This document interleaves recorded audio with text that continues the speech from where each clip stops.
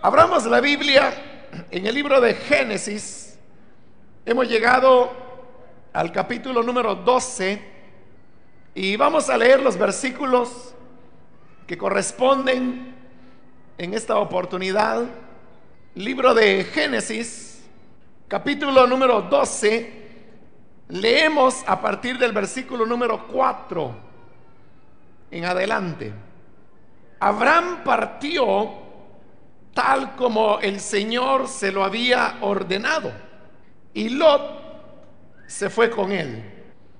Abraham tenía 75 años cuando salió de Harán.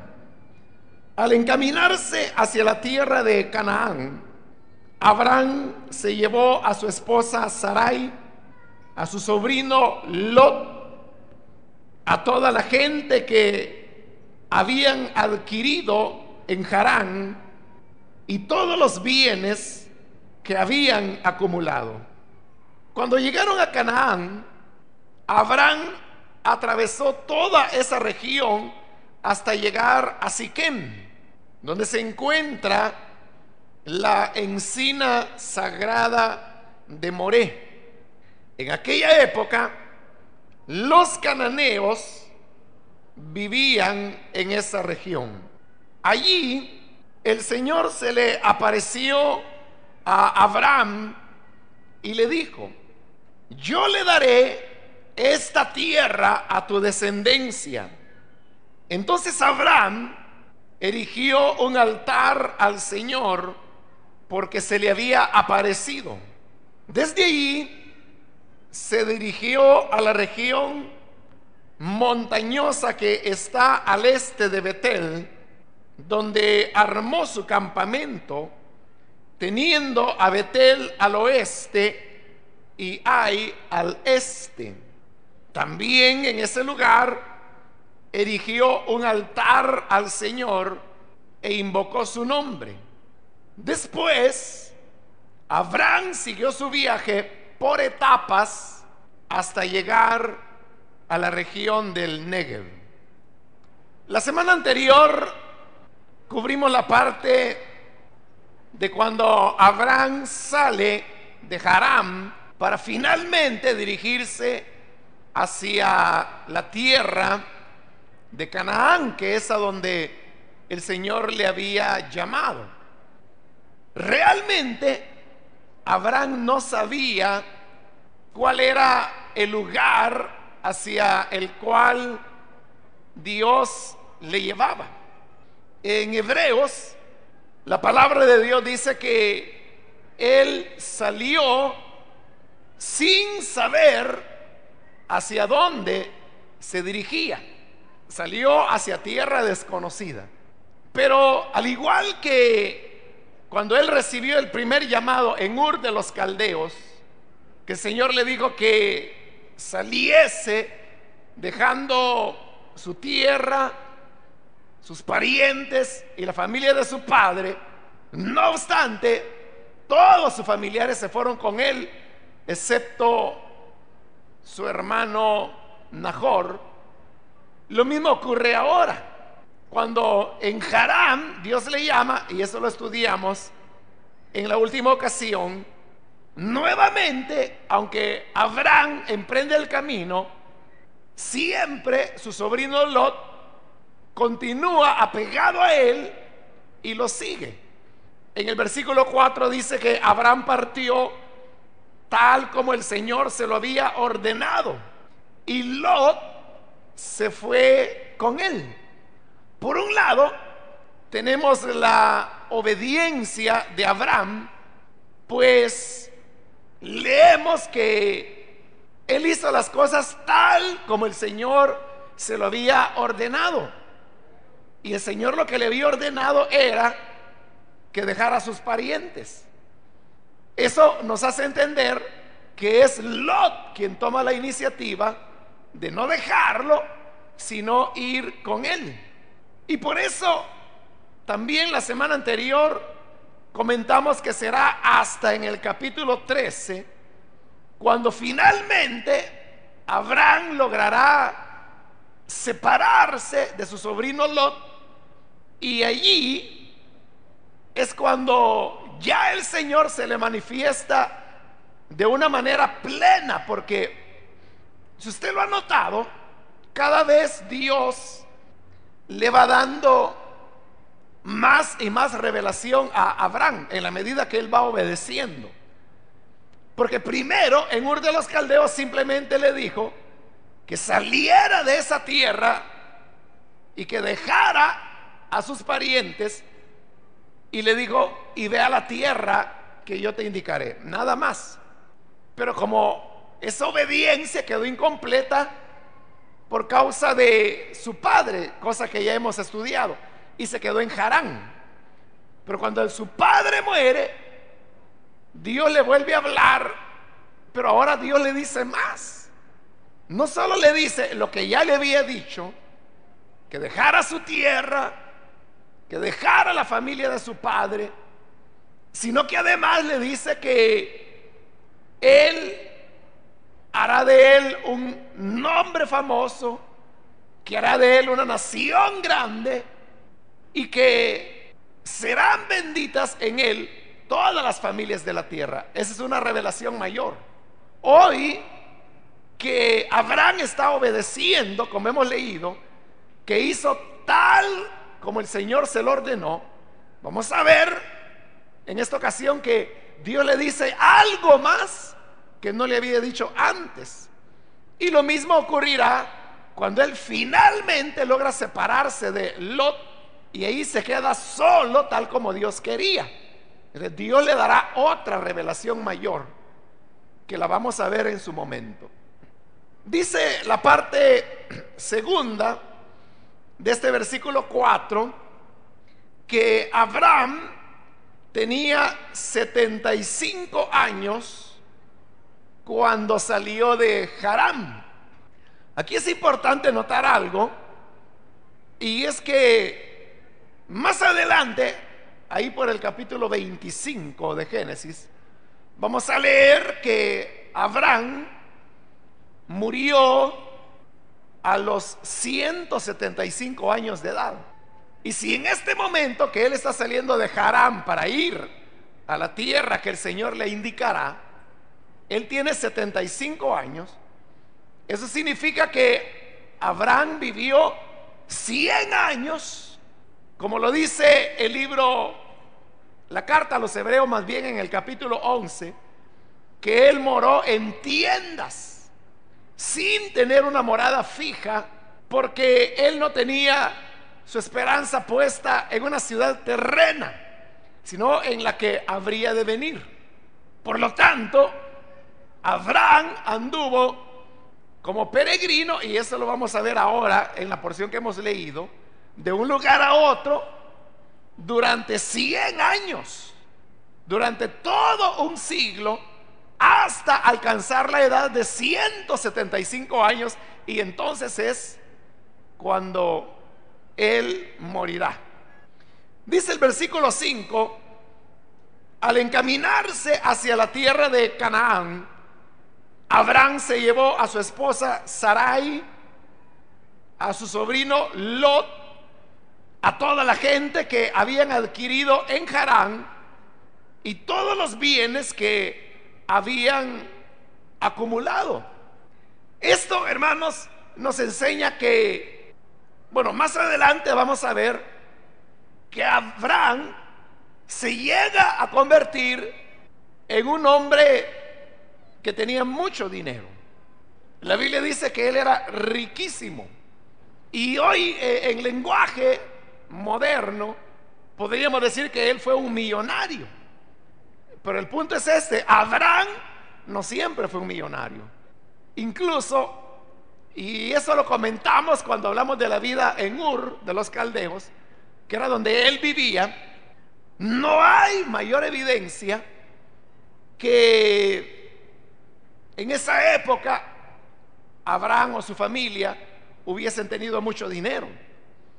Ahora, lo que sí dice la Biblia, y estamos leyendo aquí, es que durante el tiempo que él estuvo en Harán, donde ya había una obediencia parcial a Dios, dice que él había comenzado a tener muchos bienes, porque dice que llevaba a Sarai, a su sobrino Lot, pero además dice la gente que había adquirido en Harán.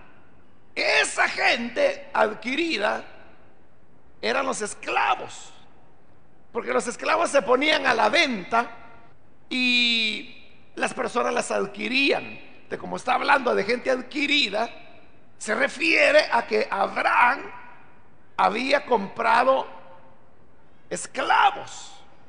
Recuerde que aquí estamos hablando que nos encontramos en el año 2000 antes de Cristo, y por lo tanto es bien difícil establecer una relación de lo que las cosas costaban. Pero más o menos un esclavo o esclava costaba lo que hoy en día cuesta un automóvil. Ahora, automóviles, usted sabe que hay casi de todo precio. Hay vehículos viejitos que se andan quedando en cada esquina, que si no se les arruina una cosa es otra. Y a veces hay vehículos que se pueden comprar en 500, 800 dólares. De igual manera, en esa época usted podía comprar un esclavo o una esclava que le podía costar el equivalente a 500, 800 dólares. Pero por supuesto el esclavo era un viejito que se le quedaba a cada esquina también, ¿no? Que ya no podía hacer mayor cosa. Pero también, así como hoy usted puede comprar un vehículo del año que le puede costar, dependiendo de la marca, ¿no?, el modelo de vehículo. Bueno, hoy hay carros desde 9,000 dólares, 14,000, 20,000, y hay de 60,000 y 80,000, más caros que una casa, ¿no? De igual manera, en aquella época, un esclavo podía llegar a costar el equivalente a eso. Los esclavos más caros eran los que tenían alguna profesión. Por ejemplo, los que eran médicos, los que eran cocineros.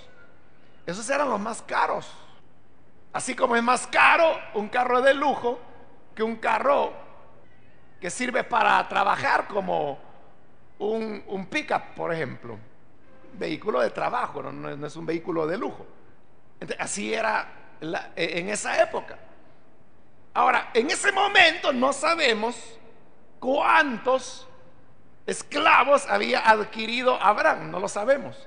Lo que sí sabemos es que más adelante, y cuando lleguemos ahí, cuando se da la guerra, donde él va a liberar a su sobrino Lot, se menciona que por lo menos él tenía 300 criados, es decir, esclavos, que formaron un pequeño ejército y fueron a liberar a Lot.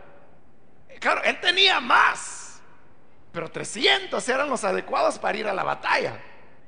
¿Pero qué significa eso? Eso equivaldría hoy en día a tener 300 vehículos. Y para que una persona tenga 300 vehículos, realmente tiene mucho dinero, ¿no? Entonces, en Harán, Abraham había comenzado a tener cada vez más y más bienes. Entonces, pero no solo tenía gente que había adquirido, sino que dice, y todos los bienes que había acumulado. Pero los bienes que Abraham había acumulado, todos eran sobre la base de la ganadería.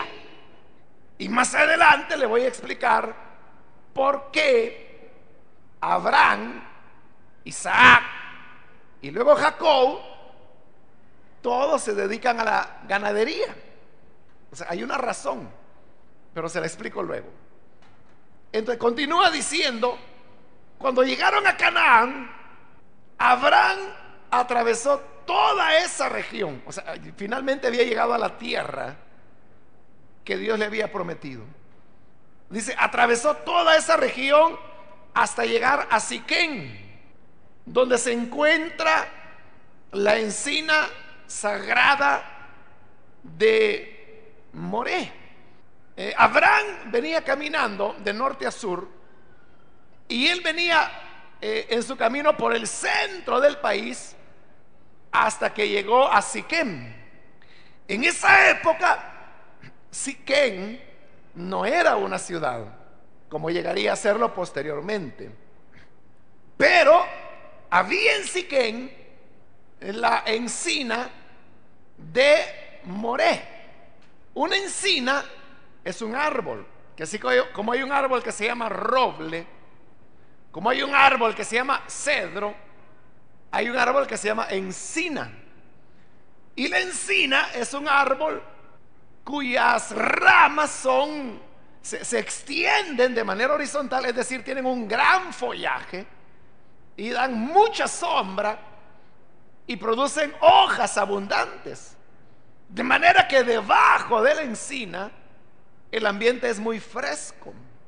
Pero había ahí, bueno, unas versiones dicen un encinar, lo cual significaría que no era una sola encina, sino que eran varias que formaban como un bosquecito de encinas. Pero hay versiones, como la que yo estoy utilizando, que dice que era una encina, que recibía el nombre de Moré. Ahora, Moré, lo que significaba en la lengua ahí de Canaán, era maestro. No se sabe por qué razón le habían puesto ese nombre a esa encina o a ese encinar. Y se le llama sagrado porque este es el primer lugar donde Abraham llega en Canaán y donde Dios se le aparece por primera vez. Pero Abraham siempre estará volviendo al encinar de Moré, y más adelante vamos a ver cómo es allí donde el Señor se le va a manifestar de manera visible y también corporal. Por eso se le llama el encinar o la encina sagrada de Moré, porque es el lugar donde Dios se le manifestaba a Abraham. Allí Abraham había llegado a un punto donde él estaba ya prácticamente pasando a una nueva vida, dejando atrás la vida que había tenido entre los caldeos y con sus familiares. Porque Siquén siempre en toda la historia de Israel fue un lugar de decisión, donde se tomaban decisiones. Porque en Siquén era donde estaba ubicado el monte Ebal y el nombre Gerizim, que cuando el pueblo de Israel viene de Egipto, Moisés les da instrucciones que vayan a Siquén y que en el monte Ebal se pronuncien las maldiciones para los que desobedecen a Dios, y en el monte Gerizim se pronuncian las bendiciones para los que son obedientes. Entonces, ahí el pueblo tenía que decidir si serviría al Señor o no. Y el pueblo tomó la decisión y dijeron: al Señor nuestro Dios serviremos.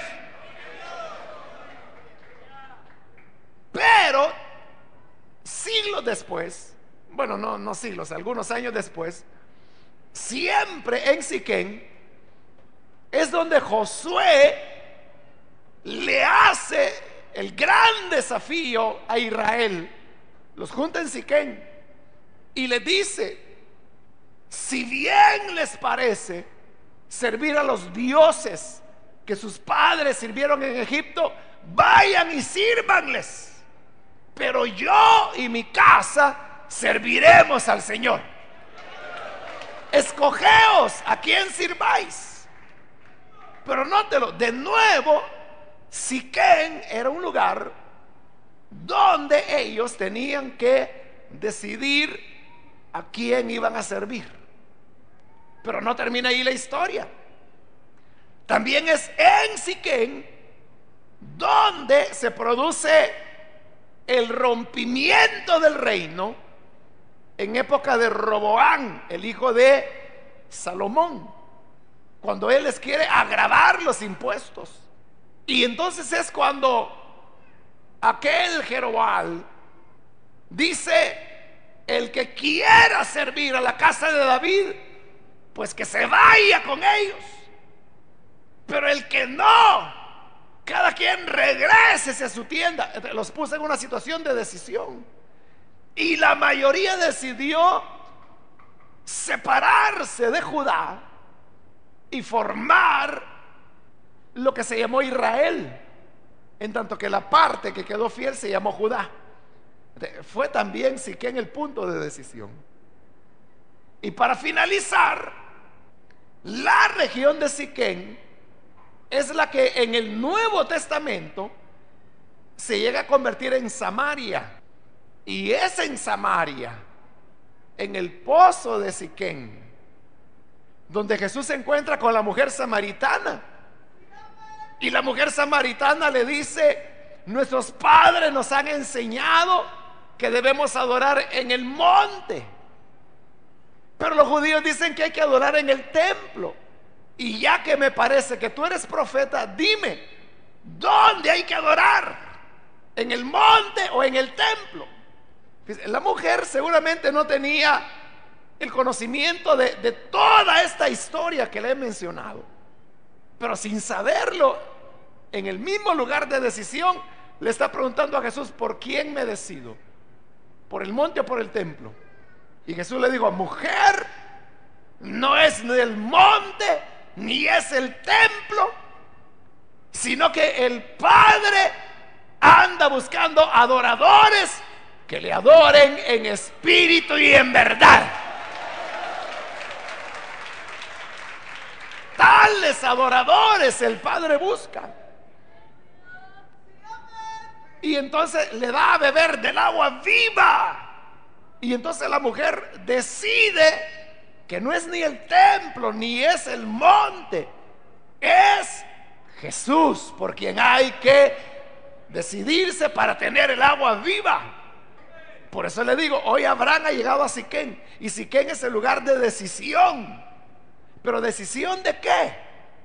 Que una vez Abraham entra a Canaán por Siquén, él ahí está tomando ya una resolución definitiva, que no volverá atrás. Y nunca volvió.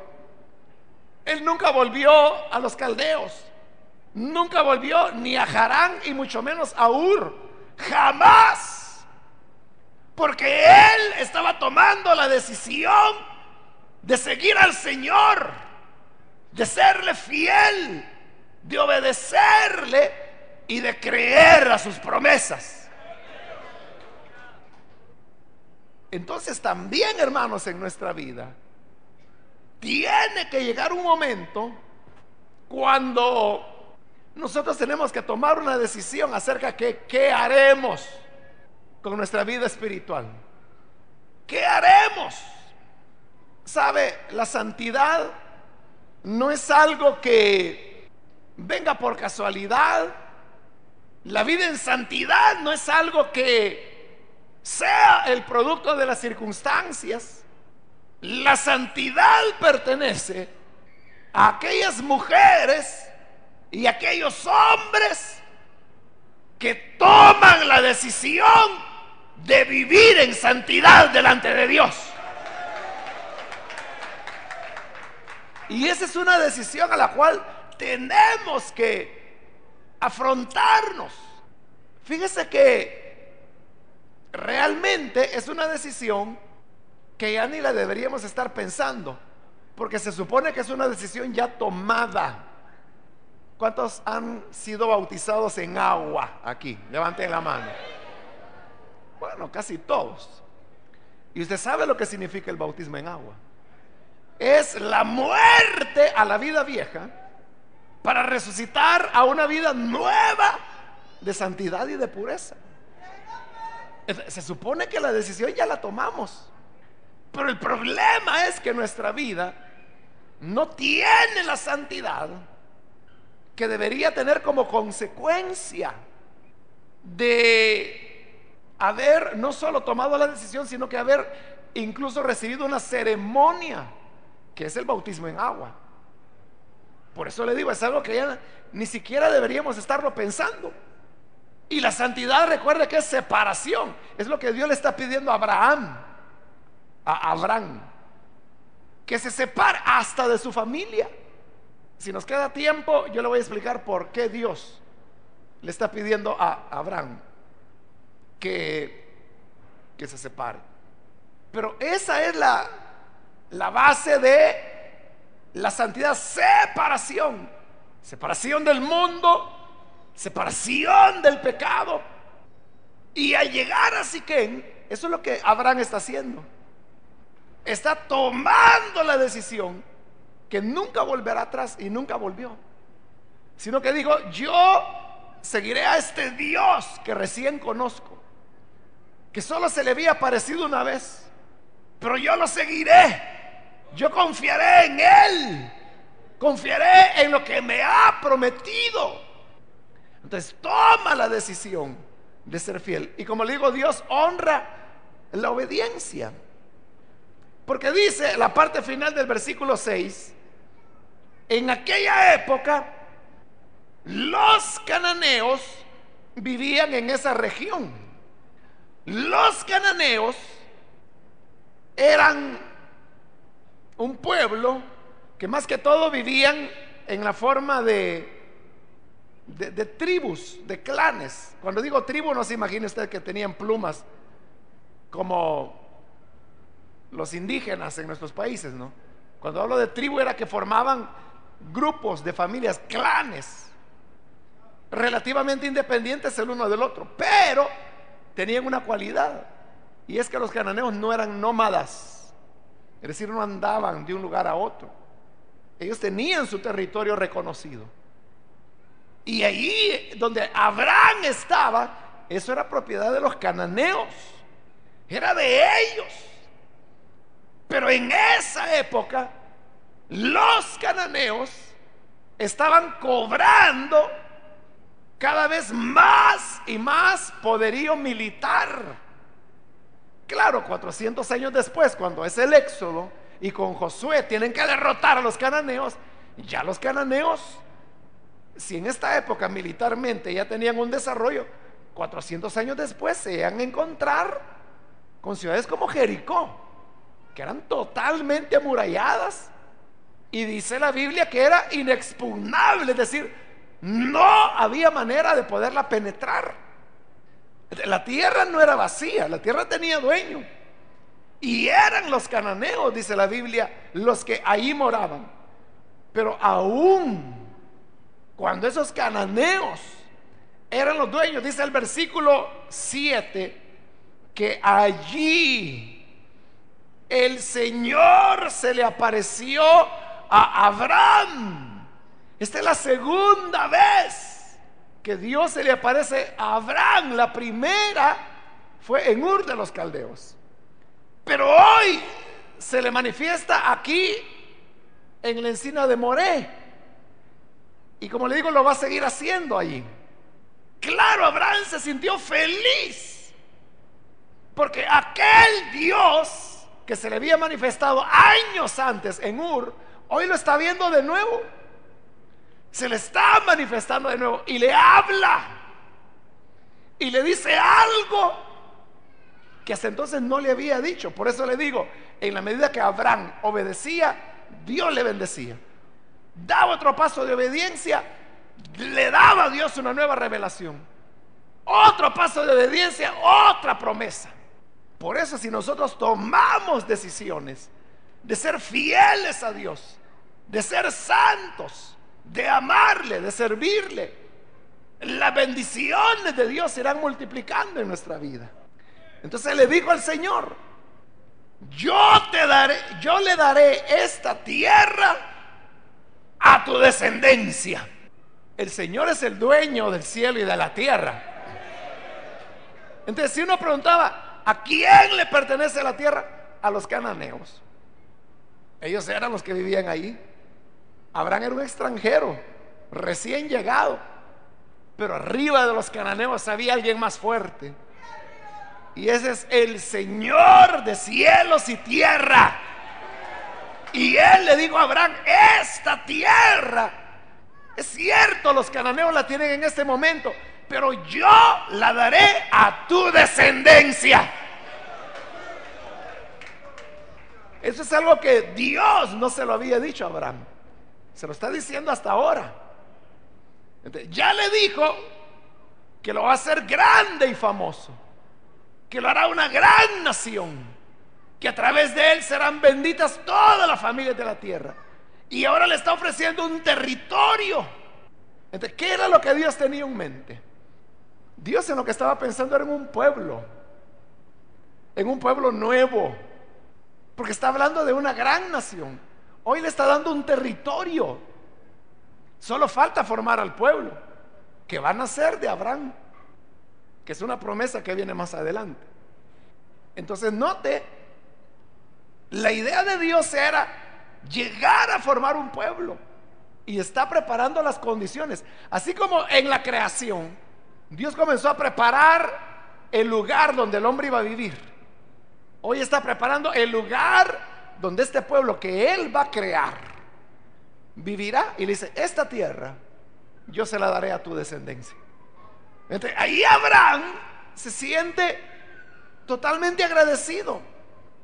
Y por eso dice: entonces Abraham erigió un altar al Señor, porque se le había aparecido. Era un altar de agradecimiento, de adoración. Decirle: Señor, cada día tú me prometes nuevas y nuevas cosas, eres maravilloso, por eso te adoro. Y construye el altar y le ofrece holocausto. Luego dice el versículo 8: de allí se dirigió a la región montañosa que está al este de Betel, donde armó su campamento, teniendo a Betel al oeste y Ai al este. También en ese lugar erigió un altar al Señor e invocó su nombre. Entonces, fíjese cómo Abraham, él nunca permaneció en un solo lugar. Todo el tiempo anduvo errante de un lugar a otro. Los antropólogos han estudiado las tiendas que en esa época utilizaba Abraham y muchas otras personas, y que eran de armar y desarmar. Y ellos dicen que tomaba aproximadamente media hora armar o desarmar una tienda, que eran hechas con tela tejida con pelo de camello. Entonces, en media hora Abraham podía desarmar su tienda y seguir su camino. Y eso es lo que hace. Deja Siquén y ahora se va a un punto intermedio que estaba entre lo que en el futuro llegaría a convertirse en la ciudad de Betel y lo que llegaría a ser la ciudad de Ai, que no podría decirle en ese momento si existían ya o no, pero si existían, tenían nombres distintos que no son esos, porque esos los recibirían posteriormente. Betel es un nombre que Jacob, nieto de Abraham, le va a poner a la ciudad.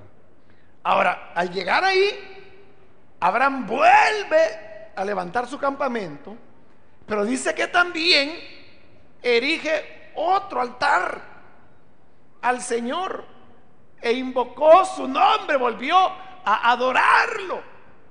Esto significa, hermano, que realmente no era difícil seguirle las huellas a Abraham, porque donde Abraham había estado siempre quedaba un altar, y quedaba un altar por aquí y otro por allá y otro por allá, y en la medida que él iba caminando iba dejando altares y altares y altares y altares, porque donde quiera que Abraham estaba, ahí era un lugar de adoración para el Dios que se le había revelado y le estaba hablando y le estaba dando grandes promesas. Más adelante vamos a estudiar que dice que Abraham le enseñaba a su familia y a sus descendientes a temer a Dios. Entonces, no era un culto que Abraham hacía en solitario, lo hacía junto con su esposa Sarai, con sus criados, en ese momento con su sobrino Lot, que todavía vivía. Posteriormente lo haría con sus hijos, con su hijo. Bueno, hijos, porque al final tuvo 9 hijos en total Abraham, eso lo vamos a ver más adelante. Y el versículo 9 dice: después Abraham siguió su viaje por etapas. Es decir, que hubo una serie de campamentos y altares que edificaba. Seguía caminando, otro altar, otro campamento, seguía caminando, otro campamento, otro altar, seguía caminando, y así por etapas, dice, hasta llegar a la región del Negev. El Negev era ya donde comenzaba el desierto, y por eso es que en la Biblia se habla del desierto del Negev. Y ahí es donde Abraham ya se detuvo. Posteriormente vamos a ver que se da una serie de acontecimientos que le obligan a él a adentrarse en el desierto. Pero ese será el tema de la próxima oportunidad. Pero fíjese que es interesante que Abraham, sin saberlo, él ha venido por la parte central de la tierra de Canaán, llega a Siquén, baja hasta Betel, y ahora está ya al sur. Es decir, ya atravesó toda la tierra de Canaán. Sin saberlo, él ha caminado por todo el territorio, cuyas fronteras serán definidas más de 400 años después con Josué. Pero donde él está caminando, todo es la tierra que Dios le está prometiendo para su descendencia. Ya no nos va a quedar tiempo, hermano, para que yo le explique por qué Abraham y sus hijos y sus nietos se dedicaban a la ganadería. Y tampoco me queda ya tiempo para explicarle por qué Dios le pedía que viviera en soledad, separado digamos así, de la civilización. Pero Dios mediante vamos a comenzar la próxima ocasión hablando de esos temas antes de entrar al tema. Pero por hoy, hermanos, en lo que hemos visto, creo que hay una lección que se repite una y otra vez en todo lo que hemos examinado en este pasaje. Y es que nuestra obediencia a Dios siempre nos trae nuevas revelaciones, siempre nos trae nuevas promesas, pero todo es que nosotros nos decidamos a obedecer a Dios. Entonces, el punto es este: cada uno de nosotros, hermanos, tenemos algo en lo cual necesitamos obedecer al Señor. Yo no sé qué es, pero lo que sí sé es que Dios en todo momento nos está llamando a que decidamos obedecerle en algún área de nuestra vida. Usted puede hacerlo o no puede hacerlo. Si no lo hace, siempre estará en el mismo lugar. Pero si lo hace, nuevas cosas maravillosas tendrá Dios para mostrarle a usted. Por eso, hoy es un buen día para que usted pueda tomar la decisión de obedecerle al Señor. Y los amigos y amigas que están con nosotros, que todavía no han recibido a Cristo, mire, la primera decisión que debe tomar usted es esa, la de recibir a Jesús como Salvador. Y en el momento que usted tome esa decisión, usted verá cómo se le abrirá un amplio panorama de promesas y bendiciones que Dios ofrece. Le animo entonces para que no deje pasar este momento y usted pueda recibir a Jesús como su Salvador. Vamos a orar, vamos a cerrar nuestros ojos.